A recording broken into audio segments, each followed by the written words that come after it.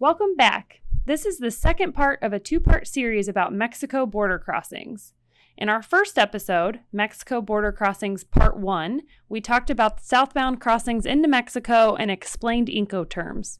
This episode's going to detail northbound crossings into the U.S., explain government regulation, and give a glimpse into the future of border crossing technology. We hope you enjoy the show.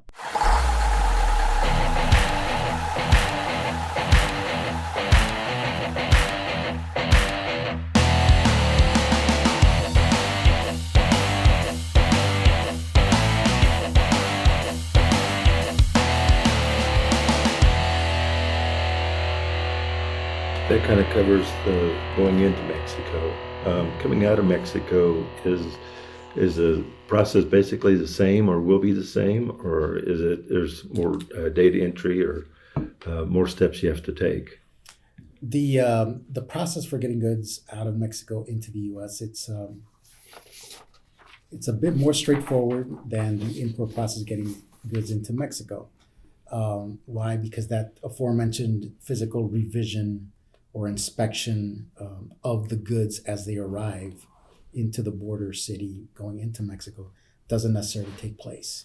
So it's basically the receipt of documentation from that shipper within Mexico. The traditional way of communicating is by email with an attachment of commercial invoice, the certificate of origin for NAFTA, if it's eligible, packing list, letter of instructions. Those are the common documents received. Now the new requirement for, Fernando mentioned specific regimes, the definitive or the for consumption, if it's a transaction that's for sale in the U.S.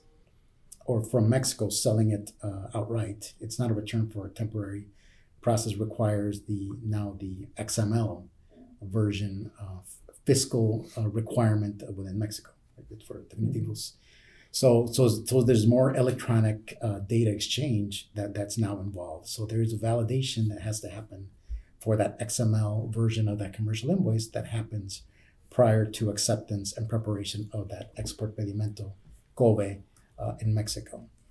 So it's becoming increasingly important for the sharing of data elements within that import transaction. That is, that COBE, that DODA that we mentioned earlier, associating both the entry number and the COBE information, it has to be perfect. It has to match. Those transactions need to match, and more, that's what both the governments of U.S. and Mexico are expecting.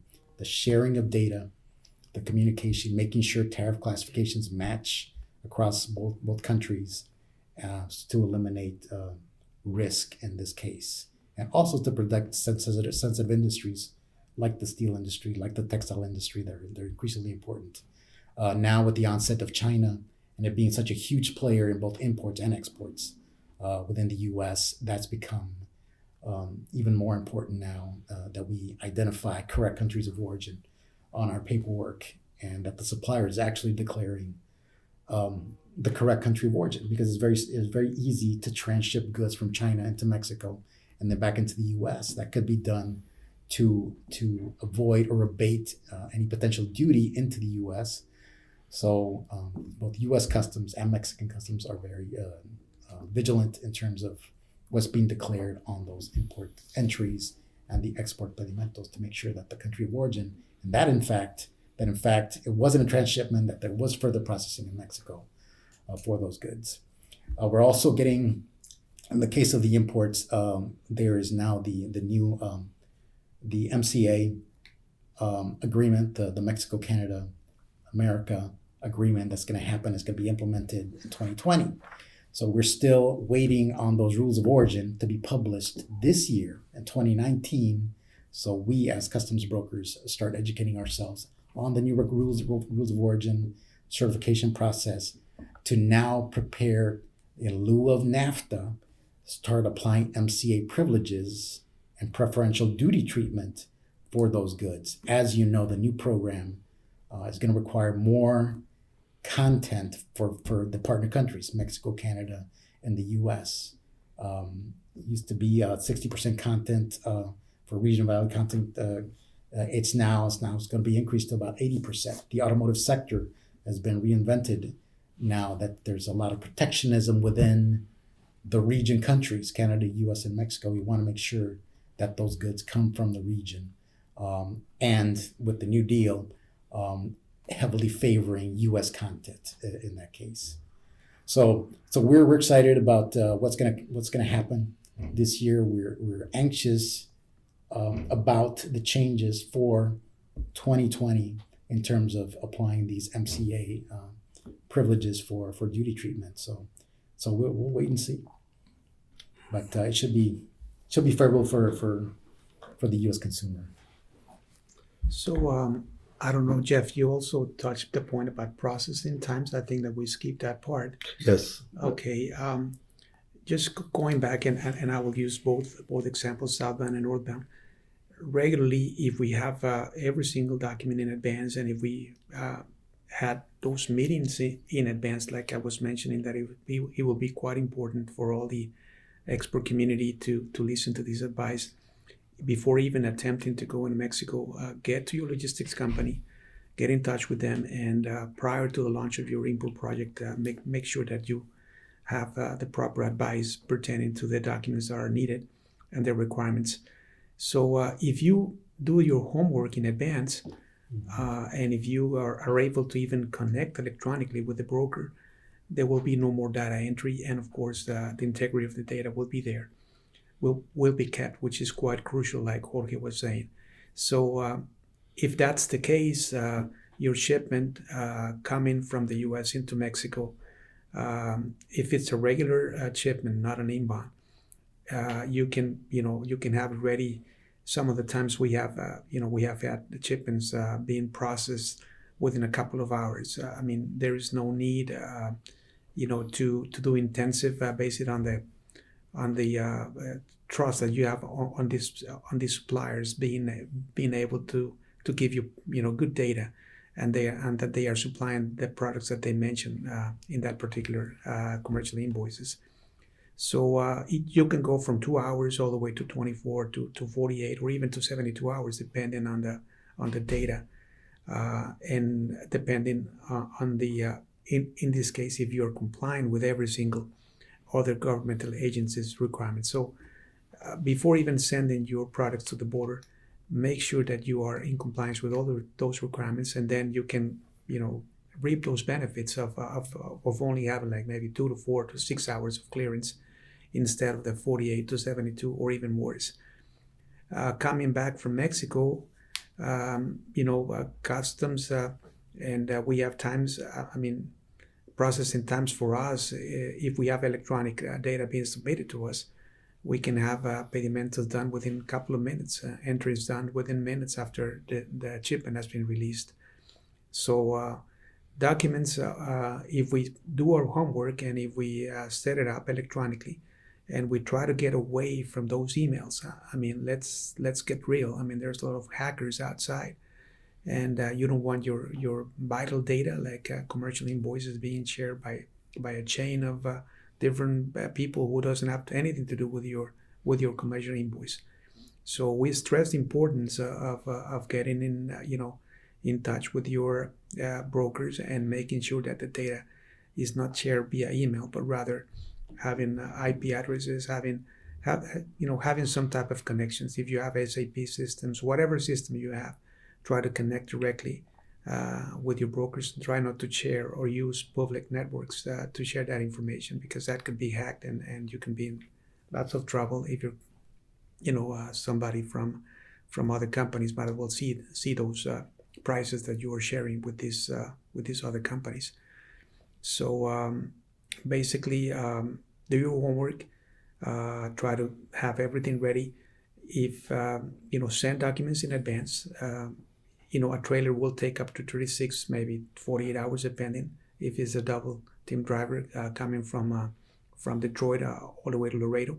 So why waste that time? And why wait until the trailer arrives to Laredo to receive documents, and then for the custom broker to start working on the particular import pedimento? So help us in that way, and this will make things easier for the rest of the community. Like I said, go do Google on the Rule 3.1.7. That will let you know exactly what requirements are, what data elements are, which are very simple, guys. I mean, it's nothing difficult. Unit of measurement, like I was saying, product description, unit value, etc. They're very basic elements, but make sure that if you're declaring a particular tax ID, that you are making sure that that tax ID really exists and the physical address is a real physical address. It's not a PO box, or it's nothing that will not comply with the Mexican requirements or the U.S. in this case. Right. Also, sharing of a customer database. If you have your goods as a customer, if you have everything to the part number level, it's great to share that in advance with the customs broker. Not only share it, but start working on classifying those goods. It could be that you already have a U.S. tariff classification, but it's still missing the Mexican customs classification, which is going to be similar but not entirely the same. That be done in advance. That you have a good, reliable database that will help facilitate the process, both import and export.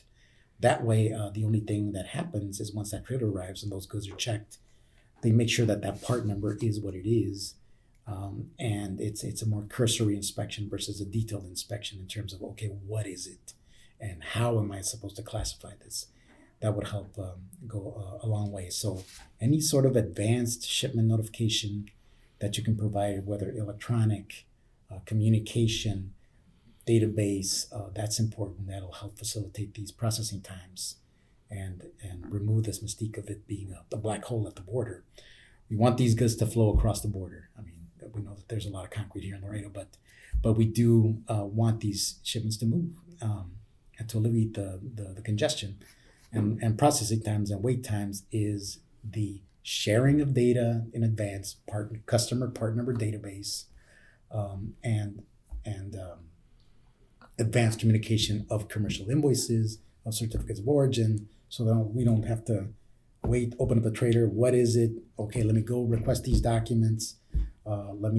I need now a certificate of origin, have all those documents readily available and sent to the customs broker in advance to reduce that wait time on the border. Coming into the U.S., it's not unlike the southbound import processing to Mexico, in that it's the communication. Like I said, it's typically an email from the supplier in Mexico that sends these documents. Everything is vetted, make sure everything's correct, and ideally, while that truck is transiting the commerce of Mexico, the country of Mexico, those documents need to be ready, are in theory supposed to be ready by the time that trailer arrives to the border. It's not, a lot of times it's, hey, I'm here, giving my documents to be able to cross, sending my DOLA, and that's what it turns into. But with a good line of communication, with advanced information being sent, with documents sent with enough time, it's not inconceivable that that trailer can arrive on the Mexican side of the border and it'd be ready to cross. Because typically with that transit time should be used for processing time. Okay. Maybe if we make a summary, I might as well say that well, like I was saying before, even attempting to send a trailer across, we need to inform CBP, we need to inform through the U.S. Census Bureau, we need to tell them what's leaving the country. So, oftentimes, Jeff mentioned about the Incoterms. What we're seeing is that the most of clients or most of buyers in Mexico are taking title of goods at your dock, and then the question arises, who should be the U.S. Principal party of interest? Because in that declaration that I'm talking about to the AES system, we need to declare who is actually the U.S. principal party of interest. And what we've seen in the past is that the clientele, the owners of the product in the States will say, well, it's not me because I sold my products at my dock, and I don't know when this company that bought the products are going to export those products into Mexico. Well, that's a good point, but nevertheless, I mean, somebody must appear in that declaration. And so before even attempting to launch your import project into Mexico, make sure that you get an agreement with your buyer in Mexico, and be very clear on the rules for who is going to be the U.S. PPI, of if it's going to be a routed export transaction, who is going to be the FPPI, who's going to give the power of attorneys to submit that data. So that's something, that's maybe some of the times points that are not touched when you're dealing with a Mexican buyer of your products, but make sure that you include that in your conversations. Make sure that you make a complete acknowledgement of your responsibilities of supplying or exporting those products into Mexico. Nowadays, this is critical. Some products are, can be used for different purposes.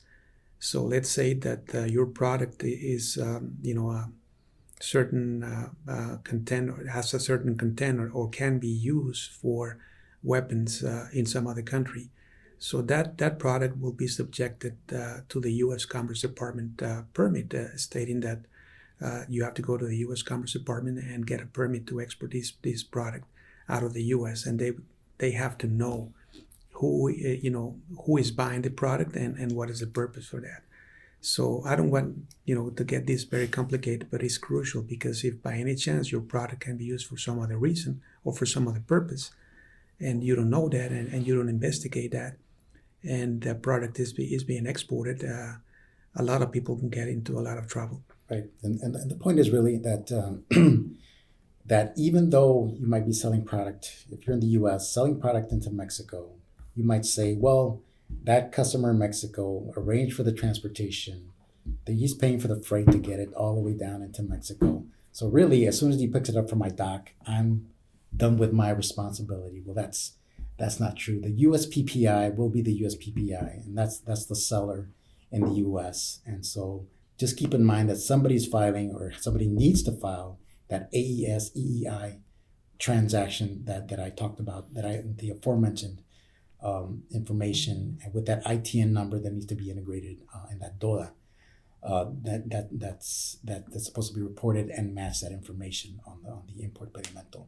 So it's very important to realize, as Fernando said, figure out who's going to be filing the AES EEI transaction, whether it's going to be the US PPI, the seller in the US, or will it be the importer issuing a power of attorney to the forwarding agent that files that transaction, but that he's still going to file it based on the tax ID of the seller in the US, regardless.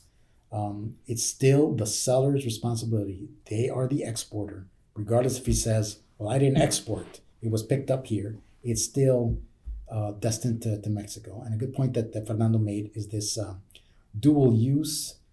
There's many cases that we've been familiarized ourselves by attorneys in which, for example, I'll give you large diameter tubing, steel tubing that could be used for missiles or weapons in other countries. Well, you say, well, that's probably for maybe the oil and gas industry in Mexico, but however, that commodity can be used for weapons of mass destruction, and that's a reality. So that's what we need to be vigilant as to who we're actually selling the commodities to, first of all, and realize that some of your goods that you could innocently be sold as equipment for oil and gas industry in Mexico could be used for weapons of mass destruction. And so that's something that we just need to be aware of. There needs to be more awareness of that, of who we're selling to in Mexico. Okay, so going back to the summary, that's the first thing, making sure that you are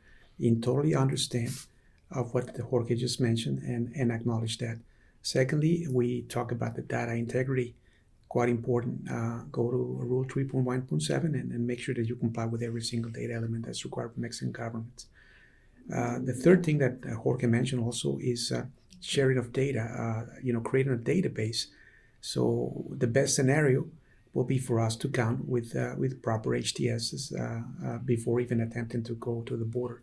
So making the homework prior to launching your import project is quite crucial. Spend some time with the broker spend some time classifying the products and creating that database and creating the rules for that database, business rules, so you can be sure that everything, if there is any change, you will be advised, and that HTS will be changed.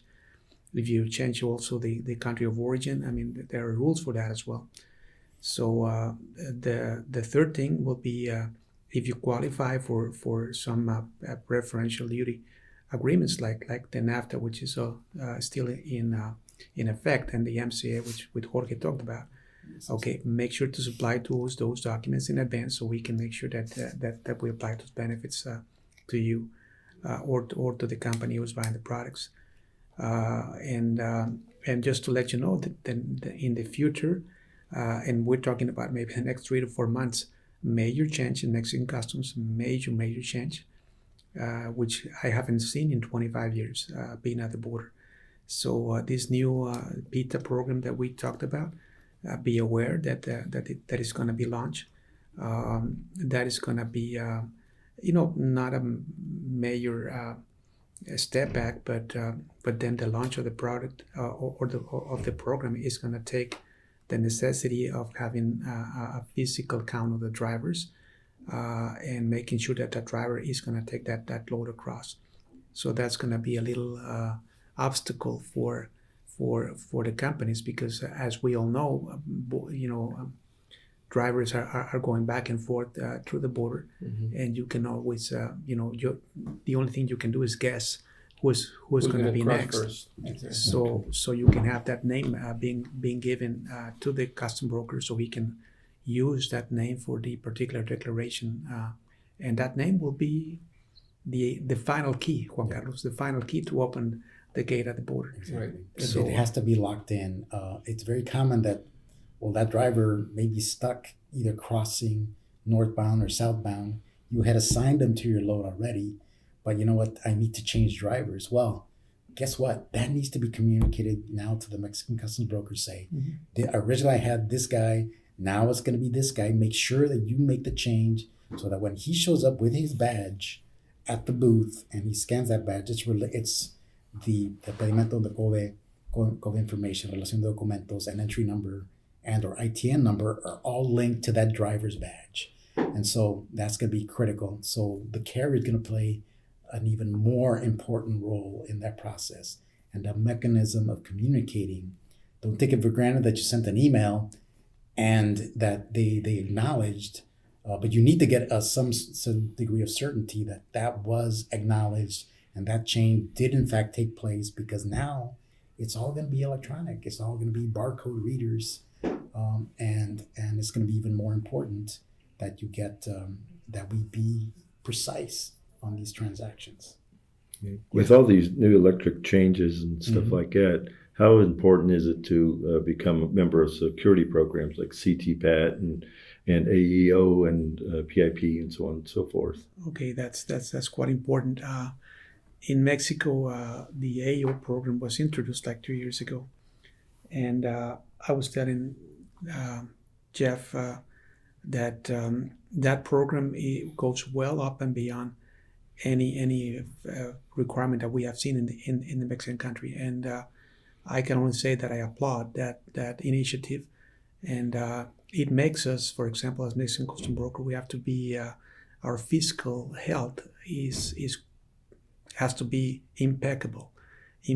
We cannot fail. We are being audited every single month, and that will give the Mexican country, the Mexican government, the knowledge that you are a serious company, that you are meaning business, that you are not subjected to participate in any scams, that you are really, really looking forward to do things the best way to do it, without corruption, without anything. So that certification took us, for example, 1 year to get it, and we have been certified twice now. I mean, we received the first audit. It's very complex, it's very critical, because it goes up and beyond CTPAT. It's equivalent to CTPAT in the security standards, but it goes well up and beyond because it includes fiscal health of the company as well. And we have to have records of everything and make sure that if your Mexican custom broker is an authorized economic operator, then the reputation of that broker will be included in the selection process for intensives or not.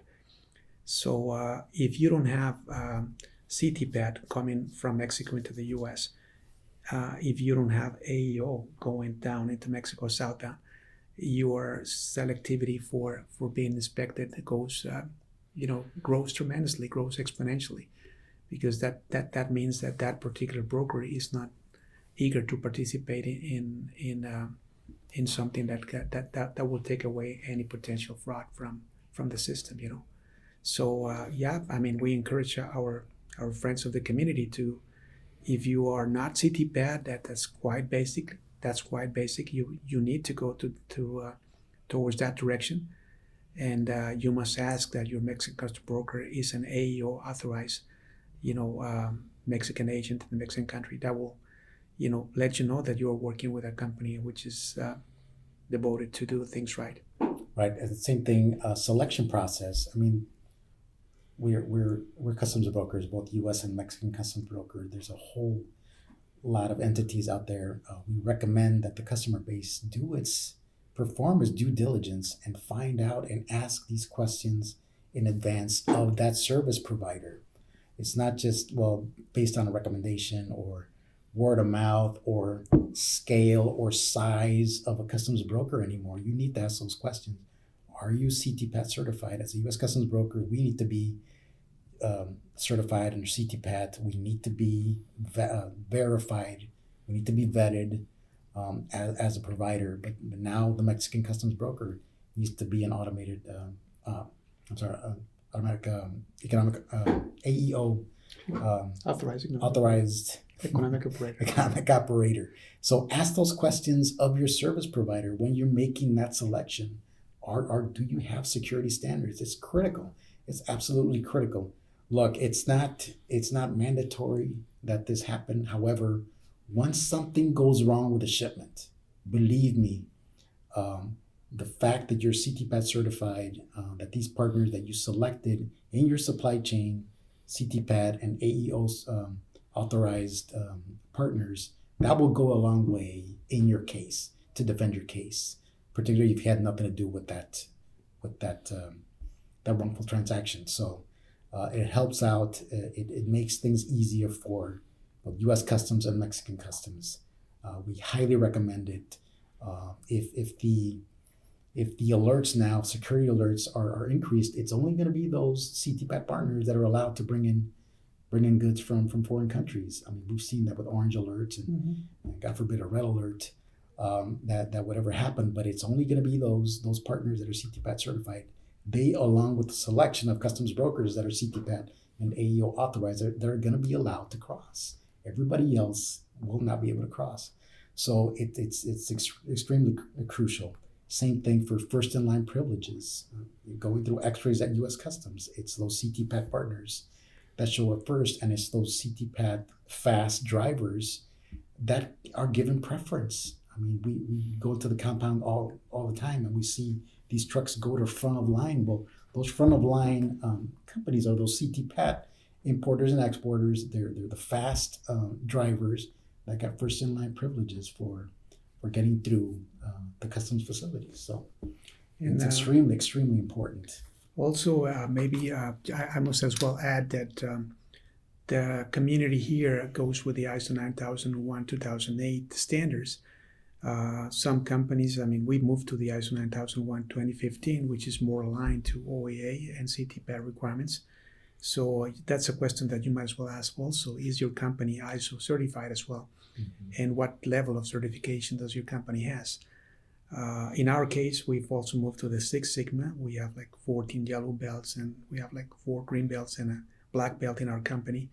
And the whole philosophy beyond Six Sigma is actually to reduce variability. And that has to be the name of the game for the next coming years. You don't play around with the integrity of the data.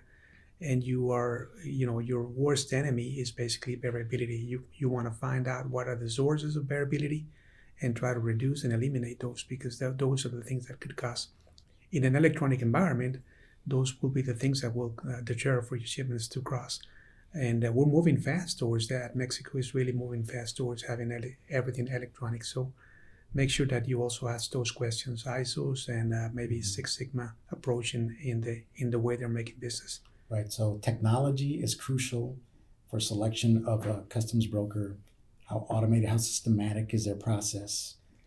Do they have a quality system in place, like an ISO 2015 program in place? Because that'll ensure that their processes are standardized and they report and they present those corrective actions and they eliminate risk and variability, as Fernando just mentioned, and security. So those three factors that we mentioned, we talked about CTPAT and AEO, OEA certification.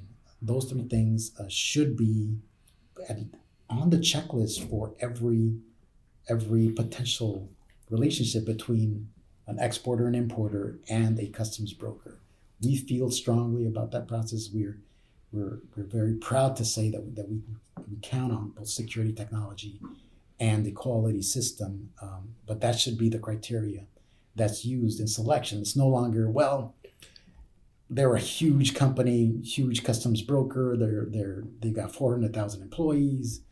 That's no longer the case because it has to be those that pay attention to these factors that can count on, once again, technology, security, and quality, because that's what you want, and that's the name of the game. That's what's going to make sure that your shipments get across the border as expeditiously and compliant as possible. So,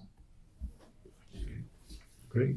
That was good information. Appreciate it. So, well, thank you, Jorge. Thank you, Fernando. absolutely. Juan. Go ahead and wrap this up. So I do appreciate you guys taking time out of your schedule to come in and talk to us.